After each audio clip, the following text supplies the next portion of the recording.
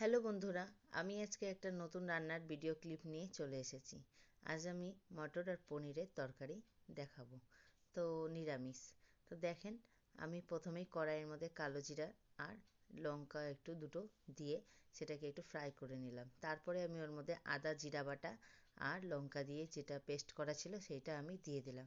নিয়ে একটু নাড়াচাড়া করে নিয়ে এর মধ্যে আমি এবার হলুদ 2 চামচ হলুদ আর 2 চামচ লবণ আমি এর মধ্যে অ্যাড করে দেবো। দিয়ে আমি সেটাকে নাড়াচাড়া করে নেব। 2 চামচ লবণ আর হলুদ দেওয়ার পরে আমি এর মধ্যে কেটে রাখা ধনা পাতাটাও দিয়ে দিই। দিয়ে এটাকে নাড়াচাড়া করে নিই। একটু ভাজা ভাজা হয়ে আসলে তারপরে আমি এখানে ভেজে রাখা পনিরটা দেখাই যে কতটা সফট হয়েছে। দেখেন বন্ধুরা, হালকা ফ্রাই করে রেখেছি আমি। এটা একটু ভাজা ভাজা হয়ে আসছে। আর এখানে আমি প্রেসার কুকারে পনির মটর আর গাজর আর আলুটাকে সিদ্ধ একটা সিটি মেরে রাখি। এর মধ্যে আমি একটু সস আর চিলি সস অ্যাড করে দিই, যাতে একটু টেস্টটা হয় তাই জন্য তরকারিতে।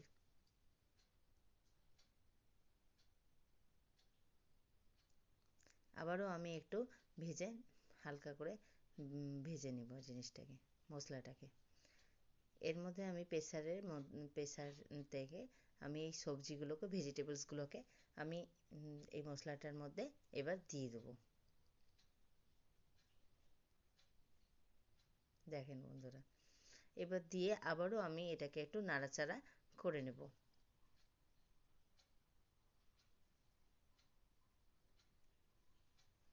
এর এর মধ্যে এবার আমি ভেজে রাখা পনিরগুলোকে এবার আমি এর মধ্যে দিয়ে দেবো। দেখেন বন্ধুরা,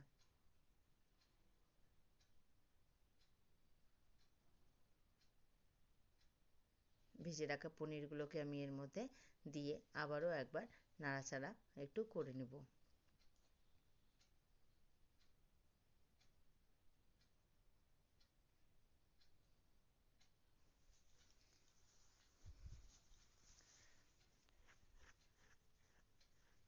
এবার আমি এর মধ্যে একটু ঘি 2 চামচ দিয়ে দেবো লাস্টের দিকে।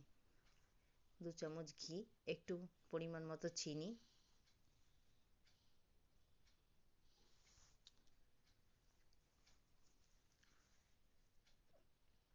নামানোর সময় একটু পরিমাণ মতো একটু চিনি দিয়ে দিলাম।